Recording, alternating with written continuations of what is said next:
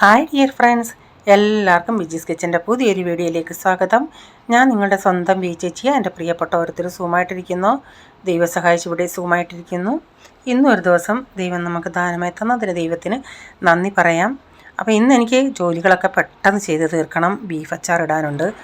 അപ്പം രാവിലെ ചിന്തിച്ചില്ല എന്താ ഉണ്ടാക്കുന്നതെന്നുള്ളത്. ചോറും കറിയും വയ്ക്കാം. പിന്നെ ഞാൻ പെട്ടെന്ന് അങ്ങ് തീരുമാനം മാറ്റിയിട്ട് ചിന്തിച്ച് എന്നങ്ങ് മുട്ട ബിരിയാണി ഉണ്ടാക്കാമെന്ന്. അപ്പം അതാകുമ്പം പിന്നെ വൈകുന്നേരത്തേക്കിന് മതി. ഉച്ചയ്ക്ക് പ്രീസനും അപ്പച്ചനും മതിയല്ലോ. ഞാൻ എപ്പോഴാണ് കഴിക്കുന്നതെന്നുള്ളത് അതെന്നോട് പലരും പറയും സമയത്ത് കഴിക്കണമെന്നുള്ളത്. പക്ഷേ ചില സമയത്ത് കഴിക്കും, ചില സമയത്ത് കഴിക്കത്തില്ല. ചിലപ്പം 2 ചപ്പാത്തി ഒരു കോഫി എങ്ങാനും ഉണ്ടാക്കി അങ്ങനെ കുടിക്കും. അങ്ങ് ചില സമയത്ത് ഇപ്പോൾ ചൂടൂടായതുകൊണ്ട് വിശപ്പില്ല. വെള്ളം കുടിച്ച് വയറങ്ങ് നിറയുക.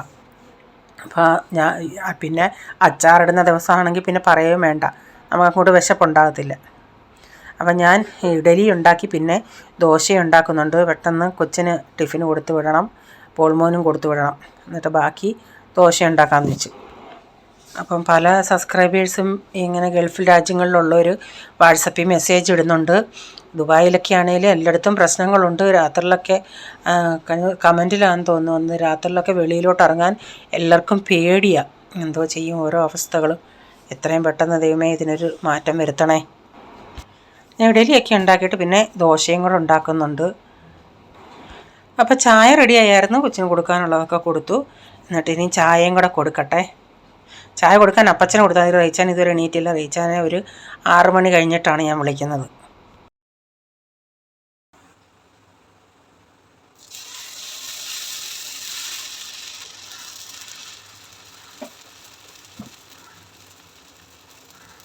ചായ കൊടുത്തിട്ട് വന്നപ്പോഴത്തേക്ക്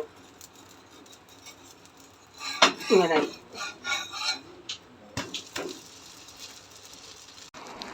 രാവിലത്തെ എല്ലാം കഴിഞ്ഞതിന് ശേഷം ഞാൻ പെട്ടെന്ന് തന്നെ അങ്ങ് ബിരിയാണി ഉണ്ടാക്കാനായിട്ട് തുടങ്ങി. ഞാൻ പിന്നെ ബീഫ് റീച്ചാൻ കൊണ്ടുവന്നായിരുന്നു. അത് ഞാൻ ഇച്ചിരി ഉപ്പും വിനാഗിരി ഇട്ട് വെള്ളത്തിൽ ഇങ്ങനെ ഇട്ട് വച്ചേക്കുന്നുണ്ട്. ഇച്ചിരി ഒന്ന് ഇതിൻ്റെ ഒന്ന് ഒതുങ്ങിയിട്ട് അത് കഴുകി വാരി എടുത്തിട്ട് കുക്കറിൽ വേവിക്കണം. അപ്പം ഞാൻ ഇങ്ങനെ ഉരുളിയിൽ ഓയിലൊഴിച്ച് 1 ടീസ്പൂൺ ഷാജീരായും 3 ബേ ലീഫ് ഇത്തിരി കറിവേപ്പില ഇട്ടിട്ടുണ്ട്. അതൊന്ന് പൊട്ടി വന്നിട്ടുണ്ടെങ്കിൽ ഞാൻ പിന്നെ ഒരു 2 വലിയ സവാളയും ഒരു 3-4 പച്ചമുളകും കൂടെ ഇട്ടിട്ടുണ്ട്. എന്നിട്ട് നമ്മുടെ സാധാ സ്പൂൺ ഉണ്ടല്ലോ, 1 ടേബിൾ സ്പൂൺ ഇഞ്ചി വെളുത്തുള്ളി പേസ്റ്റ് കൊടുത്ത് ഇതൊന്ന് വഴറ്റിയെടുക്കാം. ഇവിടെ ചോറും കറികളൊക്കെ ആയി ഏറ്റവും ഇഷ്ടം പ്രൈസ മോനാണ്. ഈ ബിരിയാണി റൈസ് കാണുമ്പോഴേ അവന് ബിരിയാണി റൈസ് എങ്ങനെ കിട്ടിയാലും മതി. അപ്പോൾ അവർക്കൊക്കെ ഇത് വളരെ ഇഷ്ടമാണ്. ഒരു സാലഡും ഉണ്ടാക്കി അല്ലെങ്കിൽ അച്ചാറും പപ്പടം കൂടെ ഉണ്ടാക്കുകയാണെങ്കിൽ അവർ കുശാൽ. ഇപ്പം ഈ അനുവിനെ നേരത്തെ വെക്കുമായിരുന്നെങ്കിൽ എനിക്ക് അനു വരുന്നുണ്ട്, എനിക്ക് അച്ചാറൊന്നും അങ്ങനെ ഇടാൻ പറ്റത്തില്ല. അച്ചാറിടുന്ന സമയത്ത് അവൾ എപ്പോഴാണ് വരുന്നത്, നമുക്ക് അടുക്കളയിൽ നിന്ന് ചെയ്യാം. അവൾ പിന്നെ അല്ലെങ്കിൽ വന്ന് പോയി കഴിഞ്ഞിട്ടേ എനിക്ക് ചെയ്യാൻ പറ്റത്തുള്ളൂ. ഇതെന്ന് പറയുന്നത് ഇപ്പം നമ്മൾ ഈ സ്നാബിറ്റിൽ നിന്ന് അല്ലെങ്കിൽ അർബനിയിൽ നിന്ന് നമ്മുടെ സമയം അനുസരിച്ച് നമ്മുടെ ദിവസം അനുസരിച്ച് അവരെ വിളിക്കുന്നത് കൊണ്ട് നമുക്ക് അങ്ങനെ ഒരു ബുദ്ധിമുട്ടില്ല. ഇപ്പം ഞാൻ അച്ചാറിടുന്ന ദിവസമാണെങ്കിൽ അവരെ വിളിക്കത്തില്ല, അല്ലാത്ത ഏതെങ്കിലും ദിവസങ്ങളിൽ വിളിക്കും. അല്ലെങ്കിൽ നമുക്ക് ഇപ്പോൾ അനു വരും, അനുവിനൊരു സമയം ഇല്ലല്ലോ. നേരത്തെ ആണെങ്കിൽ അവൾ കറക്റ്റ് സമയത്ത് വരുമായിരുന്നു. പിന്നെ അല്ലെങ്കിൽ അവൾക്ക് തോന്നുന്ന സമയത്തല്ലേ വരുന്നത്.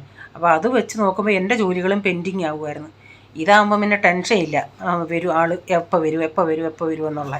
സവാളയും ടൊമാറ്റോയൊക്കെ ഒന്ന് വഴന്ന് വന്ന് ഇതിലേക്ക് ഞാൻ 1 ടീസ്പൂൺ മഞ്ഞൾപ്പൊടി, 3 ടീസ്പൂൺ മല്ലിപ്പൊടി, 1 ടീസ്പൂൺ കാശ്മീരി മുളക് പൊടി, ഒരു 3/4 ടീസ്പൂൺ കുരുമുളക് പൊടി, ബിരിയാണി മസാല ഒരു 2 ടേബിൾ സ്പൂൺ, ഇതെല്ലാം കൂടെ ചേർത്തതിന് ശേഷം ഇതിൻ്റെ പച്ചമണം പോകുന്നിടം വരെ ഒന്ന് മൂപ്പിച്ചെടുക്കാമേ. ഗരം മസാല ചേർക്കണമെങ്കിൽ 1/2 ടീസ്പൂൺ ഗരം മസാലയും കൂടെ ചേർക്കാം. ഞാനിപ്പോൾ ഈ ബിരിയാണി മസാല ചേർത്തത് കൊണ്ട് പിന്നെ ഗരം മസാല ചേർത്തില്ല. ഞാനൊരു 3 കപ്പ്, അതായത് 3 ഗ്ലാസ് 250 ml 3 ഗ്ലാസ് അല്ലെങ്കിൽ 3/4 കിലോ അരിയാണ് ചേർക്കുന്നത്. അതിൻ്റെ അളവാണ് ഈ പൊടികൾ പറഞ്ഞത്. ഞാൻ ആ മസാല ഇട്ടതിന് ശേഷം പിന്നെ ഒന്ന് ഇളക്കിയതിന് ശേഷം പിന്നെ കുറച്ച് നേരം ഒന്ന് അടച്ചു കൊടുത്തായിരുന്നു. അപ്പോഴത്തേക്കിന് നമ്മുടെ മസാലയൊക്കെ നന്നായി മൂത്ത് വന്ന് പിന്നെ ഇതിലേക്ക് ഞാൻ 1 കപ്പ് അരിക്ക് 2 ഗ്ലാസ് എന്ന രീതിയിൽ വെള്ളം ഒഴിച്ചിട്ട് ഒരു 1/2 ഗ്ലാസ് വെള്ളം അധികം ഒഴിച്ചിട്ടുണ്ട്. കാരണം ഈ പാത്രം നല്ല ചൂടുള്ള പാത്രം ആയതുകൊണ്ട് ചില സമയത്തൊക്കെ അടിക്ക് പിടിക്കാനൊരു ചാൻസ് ഉണ്ട്. അപ്പോൾ അതുകൊണ്ട് ഞാൻ റൈസ് ഒന്ന് വേവിച്ച് നോക്കിയപ്പോൾ അതിൻ്റെ വേവ് അനുസരിച്ചിട്ട്, അല്ലെങ്കിൽ ഞാൻ കറക്റ്റ് 1 കപ്പ് അരിക്ക് 2 ഗ്ലാസ് വെള്ളമേ ഒഴിക്കത്തുള്ളൂ. നിങ്ങളങ്ങനെ ഒഴിച്ചാലും മതി. പിന്നെ ഇടയ്ക്കൊന്ന് ചെക്ക് ചെയ്ത് ഈ സ്പൂണിൻ്റെ പുറകുവശം കൊണ്ടൊന്ന് ഇട്ട് നമ്മൾ അടിവശത്തോട്ടൊന്ന് ഇട്ട് നോക്കുമ്പം വെള്ളമയം ഉണ്ടോ എങ്ങനെയാണെന്നുള്ളത് വെച്ചാൽ അതനുസരിച്ച് നിങ്ങൾക്ക് വീണ്ടും വേണേൽ വെള്ളം ഒഴിച്ച് കൊടുക്കാമേ. അപ്പം ഞാൻ ഇതിലേക്ക് ആവശ്യത്തിനുള്ള വെള്ളം ഒഴിച്ച് ബേ ലീഫ് ഞാനങ്ങ് പറക്കി മാറ്റിയേ. എന്നിട്ട് ആവശ്യത്തിനുള്ള റൈസിനോടുള്ള ഉപ്പ് കൂടെ ചേർത്തേ. അപ്പോൾ റീച്ചാൻ ഒരു പ്രാവശ്യം 2-3 ടൈപ്പിലെ അരി വാങ്ങിച്ചായിരുന്നു. അപ്പോൾ ഇത് ചാർമിനാർ എന്നുള്ള ഒരു അരിയാണ്. 3 ടൈപ്പ് വാങ്ങിച്ചതിൽ ഒരു ടൈപ്പ് ഇച്ചിരി പശപ്പനായിരുന്നു. ഇത് നല്ല അരിയായിരുന്നു കേട്ടോ, ചാർമിനാർ എന്നുള്ളത്. റീച്ചാൻ്റെ അടുത്ത് എന്തെങ്കിലും വാങ്ങിക്കാൻ പറയുവാണെങ്കിൽ റീച്ചാൻ സാമ്പിൾ നമുക്ക് നോക്കാമെന്നും പറഞ്ഞ് 2-3 ബ്രാൻഡിൻ്റെ അങ്ങ് വാങ്ങിക്കും. ഞാൻ ഇന്നാളി അതാ പറയാം, ആദ്യം നമ്മൾ ഈ ഒരു പ്രാവശ്യം വാങ്ങിക്കുന്നത് നല്ലതാണെങ്കിൽ പിന്നെ അത് തന്നെ വാങ്ങിച്ചാൽ പോരെ, പിന്നെ വേറെ എന്തിനാ ഈ നോക്കുന്നത് ഞാൻ പല. പക്ഷേ ഞങ്ങൾ ഈ കടയിൽ നിന്ന് ഞങ്ങൾ വാങ്ങിക്കുന്നത് അവരിങ്ങനെ ലൂസ് ഇങ്ങനെ പാക്കറ്റിലാക്കി ഓരോ കിലോ വെച്ചേക്കുക. അതും അടിക്കൊന്നും പിടിക്കത്തില്ല, പക്ഷേ അതിനൊരു 120 റുപ്പീസ് കിലോ എങ്കിലും അങ്ങോട്ട് അത്ര വലിയ മണമില്ല.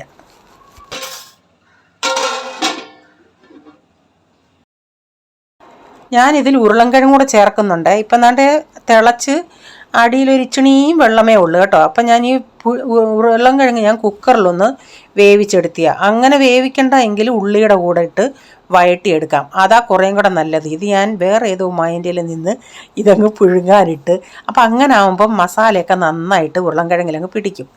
അപ്പോൾ ഇതിനെയൊക്കെ ഇങ്ങനെ ഇടുന്നതിനേക്കായി നല്ലത് നമ്മൾ ഉള്ളിയുടെ കൂടെ അങ്ങ് വഴട്ടി ചേർക്കുന്നതാണ് നല്ലത്.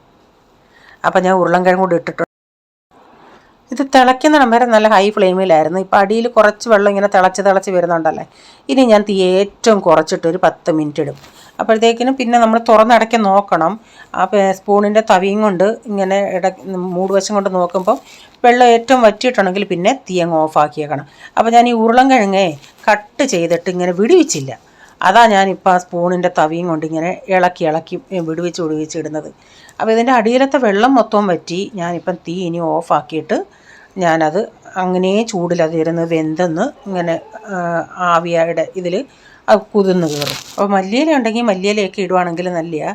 ഞാൻ പ്രതീക്ഷിക്കാത്തുള്ളൊരു മുട്ട ബിരിയാണിയായിരുന്നു. ഞാൻ ചോറും കറിയും വെക്കാനായിട്ടായിരുന്നു. പിന്നെ ചിന്തിച്ച് ഇതങ്ങ് ഇങ്ങനെ ആകുമ്പം നമുക്ക് പെട്ടെന്ന് ചെയ്തിട്ട് പിന്നെ എനിക്ക് അച്ചാറിൻ്റെ പുറകെ ഇരിക്കാമല്ലേ. ഞാൻ പിന്നെ ഇതിൻ്റെ ഇടയ്ക്ക് ബീഫൊക്കെ കഴുകി കുക്കറിൽ ബീഫ് വേവിച്ചിട്ട്, എന്നിട്ട് അതിൻ്റെ അകത്ത് ഇവിടുത്തെ ബീഫിൽ കുറച്ച് വെള്ളം കൂടുതൽ കാണും. അപ്പോൾ പിന്നെ ആ വെള്ളം ഞാനങ്ങ് വറ്റിച്ച് പിന്നെ ഉരുളിയിലിട്ട് വറ്റിക്കും. ചിലപ്പോൾ അതങ്ങ് പിന്നെ ആ വിസിലിൻ്റെ അകത്തങ്ങ് വെള്ളം അങ്ങ് അതിൽ അബ്സോർവ് ആയിക്കോളും. അപ്പം നമ്മുടെ റൈസ് ഞാൻ ഇത്തിരി ഒന്ന് ഓഫാക്കിയിട്ട് ഇത്തിരി നേരം ആയി. അപ്പോൾ അതൊരിച്ചിരി ഒന്ന് കട്ട കെട്ടിയിട്ടില്ല, നമ്മളിങ്ങനെ ഇളക്കുന്നുണ്ടെങ്കിൽ അത് ക്ലിയർ ആവുന്നുണ്ട്. ഉച്ചയ്ക്ക് അങ്ങനെ ആർക്കും വേണ്ട. ഞാൻ പറഞ്ഞില്ലേ പ്രൈസിനും അപ്പച്ചനും ഞാൻ ചപ്പാത്തി കൊടുത്തായിരുന്നു. ഞാൻ ബിരിയാണിയുടെ അങ്ങ് ഒരുമിച്ചങ്ങ് ഇട്ടെന്നേ ഉള്ളൂ. ഞാൻ ഇതിൻ്റെ ഇടയ്ക്ക് ഇത് ബിരിയാണിയെല്ലാം സെറ്റായതിന് ശേഷം പിന്നെ ഞാൻ അച്ചാറിൻ്റെ പരിപാടിക്ക് പോയായിരുന്നു. പക്ഷേ വീഡിയോ ഞാൻ ഇങ്ങനെ നിങ്ങളെ കാണിക്കേണ്ടിയിട്ട് ഞാൻ ഇത് ഇങ്ങനെ കറക്റ്റ് സെറ്റാക്കി ഇട്ടതാണ് കേട്ടോ, ഒരുമിച്ചങ്ങ് നിങ്ങൾക്ക് കാണാൻ വേണ്ടി. അല്ലെങ്കിൽ ഇടയ്ക്ക് കാണുമ്പോൾ ഒരിതില്ലല്ലോ, അതുകൊണ്ട് ഞാനങ്ങ് ഒരുമിച്ചിട്ടതാണ് കേട്ടോ. ഇതിൻ്റെ ബിരിയാണി ഉണ്ടാക്കി ഞാൻ അവിടെ അടച്ചിട്ടിട്ട് പിന്നെ ബീഫ് ഞാൻ വേവിച്ച് ഇങ്ങനെ പിന്നെ അത് വറക്കാനൊക്കെ തുടങ്ങിയായിരുന്നു. അത് ഞാൻ പിന്നാണ് ഇട്ടേക്കുന്നത് ആ ക്ലിപ്പുകൾ.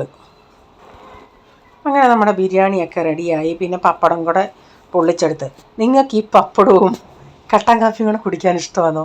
ഞാൻ ഈ പപ്പടം പൊള്ളിക്കുന്നുണ്ടേ വെറുതെ പപ്പടം എടുത്ത് ഒന്ന് തിന്നാൽ പിന്നെ വീണ്ടും തിന്നണമെന്ന് തോന്നും. അത് ഇച്ചിരി കട്ടൻ കാപ്പിയും കൂടെ അല്ലെങ്കിൽ തേയിലവെള്ളം ഉണ്ടെങ്കിൽ അതിൻ്റെ കൂടെ ഒന്ന് തിന്നല്ലെങ്കിൽ ഇത് പപ്പടം പൊള്ളിച്ചത് തിന്നാൻ നല്ല ടേസ്റ്റാണ്. ആരെങ്കിലും തിന്നിട്ടുണ്ടോ അങ്ങനെ? ഇവിടെ റീച്ചാന് പപ്പടം 1-2 പപ്പടം പോരാ റീച്ചാൻ ഒരു 4-5 പപ്പടം വേണ്ടി വരും. നമ്മുടെ നാട്ടിലെ പപ്പടമാണെങ്കിൽ ഇതിനേക്കായി നന്നായിട്ട് അങ്ങ് കുമിളിച്ച് വരും. ഇതങ്ങനെ അത്ര അങ്ങ് കുമിളിച്ച് വരാറില്ല. ഞാൻ പിന്നെ ബീഫ് ഞാൻ പറയില്ലേ കുക്കറി വേവിച്ചിട്ട് കുറച്ച് വെള്ളം ഉണ്ടായിരുന്നു. അപ്പം ഞാൻ ആ വെള്ളം, കാരണം ഞാനത് ഊറ്റി വെള്ളം മാറ്റാമെന്നും പറഞ്ഞിരുന്നയാ. പിന്നെ ഞാൻ ചിന്തിച്ച് അതിൻ്റെ ഗുണം മൊത്തം ഇതിൻ്റെ അകത്തല്ലേ. പിന്നെ ഞാൻ കുറച്ച് നേരം ഇട്ട് അതൊന്ന് പിന്നെ ഇങ്ങനെ കുറച്ചുകൂടെ ഒന്ന് വേവിച്ചിട്ട് ആ വെള്ളം അതിലങ്ങ് വറ്റിച്ചെടുത്ത്. പിന്നെ അതിന് ശേഷം പിന്നെ ഓരോ പാട്ട് ഇങ്ങനെ വറുത്ത് കോരുന്നുണ്ടേ. ബീഫിന് വില വീണ്ടും കൂടി. പിന്നെ ഞങ്ങൾ അച്ചാറിന് വേറെ അല്ലേ വാങ്ങിക്കുന്നത്, ഒട്ടും ഫാറ്റില്ലാത്ത. അപ്പോൾ അതിനും വില കൂടി. നമ്മൾ എല്ലാം ഇച്ചിരി ഫാറ്റോട് കൂടിയുള്ള നമ്മൾ വീട്ടിൽ യൂസ് ചെയ്യാൻ വാങ്ങിക്കുന്നതിന് എല്ലാത്തിനും വില കൂടി ബീഫിന്. നമ്മളിപ്പം ഇത് തന്നെ നമ്മുടെ വില കാണുമ്പോൾ ആൾക്കാർ പറയുമോ വിലയാണല്ലോ, അങ്ങനെ മനസ്സിൽ ചിന്തിക്കും. പക്ഷേ നമ്മൾ 1 കിലോ ബീഫ് അച്ചാർ വേണമെങ്കിൽ ഒരു കുറഞ്ഞതൊരു 1.5 കിലോയിൽ നമ്മൾ ബീഫ് വറുത്തല്ലേ വേവിച്ചാൽ കുറച്ച് കുറയും, പിന്നെ വറക്കുമ്പോൾ അതിനേക്ക് കുറയും, എന്നാലേ നമുക്ക് കിട്ടത്തുള്ളൂ. അത്ര ഇപ്പോഴും ഞാനിപ്പോൾ ഈ അച്ചാർ ഇപ്പോഴാണ് കാണിക്കുന്നതെങ്കിലും ഞാൻ അച്ചാറിട്ട് കൊടുക്കാനുള്ള, ഞാൻ സ്റ്റാറ്റസ് ഇട്ടായിരുന്നല്ലോ, കൊടുക്കാനുള്ളവർക്ക് കൊടുത്ത് ഇനിയും കുറച്ചുകൂടെ ബാക്കിയുണ്ട്. അപ്പം ഞാൻ പഴയ റേറ്റിന് തന്നെ കൊടുത്തത്. അപ്പം ആർക്കെങ്കിലും അച്ചാർ വേണമെന്നുണ്ടെങ്കിൽ ഞാൻ വാട്സാപ്പ് നമ്പർ ഇട്ടേക്കാം കമൻറ്റിൽ, അതിൽ കോണ്ടാക്ട് ചെയ്താൽ മതിയേ. ആരെങ്കിലും ആദ്യമായിട്ട് വീഡിയോ കാണുന്നുണ്ടെങ്കിൽ എനിക്ക് അച്ചാർ ബിസിനസ്സുണ്ട്. ഞാൻ അച്ചാർ ഇന്ത്യയിൽ എവിടെയും കൊറിയർ ചെയ്ത് കൊടുക്കും. ഇതിൻ്റെ അകത്ത് നമ്മൾ വിനെഗർ ആണ് ചേർക്കുന്നത് പ്രിസർവേറ്റീവായിട്ട്, വേറൊന്നും കെമിക്കൽ നമ്മൾ ഇതിൻ്റെ അകത്ത് ചേർക്കുന്നില്ല. അപ്പം നിങ്ങൾ ആരെങ്കിലും ചിന്തിക്കും വിനെഗർ ചേർക്കുന്നില്ല. വിനെഗർ ചേർക്കാതെ ഒരിക്കലും നമുക്ക് അച്ചാറിട്ട്, അപ്പം വീട്ടിലാണെങ്കിൽ കുഴപ്പമില്ല, വീട്ടിലാണെങ്കിൽ നമ്മൾ പെട്ടെന്ന് എടുത്ത് തീർക്കും. ഇപ്പോൾ ഒരു ബിസിനസ് ചെയ്യുന്ന ഒരാൾക്ക് വിനെഗർ ചേർക്കാതെ അച്ചാറിടാൻ പറ്റത്തില്ല. അച്ചാറിന് അതിൻ്റേതായ രീതിയിൽ നമ്മൾ വിനെഗർ ചേർത്താലേ ഒക്കത്തുള്ളൂ. ഇന്നത്തെ അച്ചാർ ഇച്ചിരി ഓയിൽ ഇത്തിരി കൂടിപ്പോയി. അച്ചാർ സാധാരണ എൻ്റെ ഇങ്ങനെ ഇത്തിരി ലൂസ് ആവത്തില്ല, ഇത്തിരിയും കൂടെ ഡ്രൈ ആയിട്ടാണ് ഇരിക്കുന്നത്. അപ്പം നമ്മുടെ അച്ചാർ ഇവിടെ റെഡി ആയിട്ടുണ്ട്. ഓർഡർ പറഞ്ഞവർക്കൊക്കെ ഞാൻ അയച്ചിട്ടുണ്ട്, കിട്ടുമ്പോൾ ഒന്ന് പറയണേ. നമ്മൾ അച്ചാർ അയച്ചു കഴിഞ്ഞ് അവർക്ക് കിട്ടുന്നിടം വരെ എനിക്കൊരു സമാധാനം കാണത്തില്ല.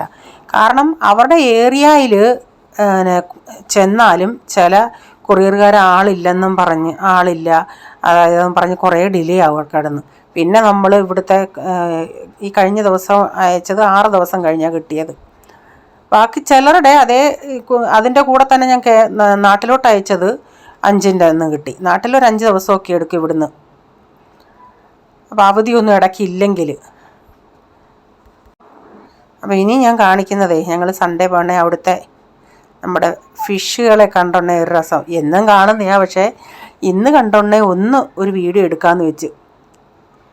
ഇവിടെ ഉണ്ടായിരുന്നു, ഇങ്ങനെ കണ്ടിട്ടാണ് ഞങ്ങൾ ഇവിടെയും വാങ്ങിച്ചത്. പിന്നെ അത് മെയിൻറ്റെയിൻ ചെയ്യാനൊന്നും വയ്യാതെ കുറച്ചൊക്കെ ചത്തുപോയി. അതുകൊണ്ട് പിന്നെ നമ്മളങ്ങ് വേണ്ടാന്ന് വെച്ച് ഫിഷ് ടാങ്ക് എടുത്തുകൊണ്ട് കളഞ്ഞ് ഞങ്ങൾ. ആദ്യം പോളൊക്കെ പറഞ്ഞ് ഞാൻ ചെയ്തോളാം. പിന്നെ എല്ലാം നമ്മുടെ മണ്ടയിലായതുകൊണ്ട് എനിക്ക് വന്നാൽ തന്നെ സമയമില്ല. പിന്നെ ഇതിൻ്റെയും കൂടെ കുറേ, അല്ലെങ്കിൽ അതിന് കുഴപ്പമില്ല, ചത്തില്ല എങ്കിൽ നമുക്ക് കുഴപ്പമില്ല. പിന്നെ കുറച്ച് ദിവസം ഇങ്ങനെ കടന്നിട്ട് ഓരോ ദിവസം ഇങ്ങനെ ചത്തു പോകുന്നുണ്ടേ ഭയങ്കര ഒരു വിഷമം. അതുകൊണ്ട് പിന്നെ വേണ്ടാന്ന് വെച്ച്. ഇതൊക്കെ എന്ന് വെച്ചാൽ അവിടെ അതിനുവേണ്ടി ആൾക്കാരുണ്ട്, എല്ലാം നോക്കി കണ്ട് ചെയ്യാനും വെള്ളം മാറ്റാനും അതുങ്ങളെ ശുശ്രൂഷിക്കാനും എല്ലാം ആൾക്കാരുണ്ട്. അപ്പോൾ അത് നന്നായിട്ട് കിടക്കും.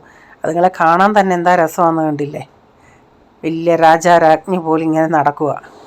അപ്പോൾ ഇന്നത്തെ വീഡിയോയിലെ വിശേഷം ഇതൊക്കെയായിരുന്നു. വീഡിയോ ഇഷ്ടമായെങ്കിൽ ലൈക്ക് ചെയ്യണേ, നിങ്ങളുടെ അഭിപ്രായം കമൻറ്റിൽ കൂടെ അറിയിക്കണേ. സബ്സ്ക്രൈബ് ചെയ്യാതെ ആരെങ്കിലും വീഡിയോ കാണുന്നുണ്ട്, വീഡിയോ ഇഷ്ടമായി വീണ്ടും ഈ ചാനൽ കാണണമെന്ന് ആഗ്രഹം ഉണ്ടെങ്കിൽ ഒന്ന് സബ്സ്ക്രൈബ് ചെയ്തിട്ട് ആ ബെല്ലേക്ക് ബട്ടണോട് പ്രസ് ചെയ്യുകയാണെങ്കിൽ ഓൾ എന്നൊരു ഓപ്ഷൻ വരും. അതോടെ പ്രസ് ചെയ്യുകയാണെങ്കിൽ ഞാനെന്ന വീഡിയോയുടെ നോട്ടിഫിക്കേഷൻ നിങ്ങൾക്ക് എന്നും വരുന്നതായിരിക്കും. ഇനിയൊരു പുതിയ വീഡിയോയുമായി വരും വരെ bye, God bless you all, thank you, take care, bye, see U.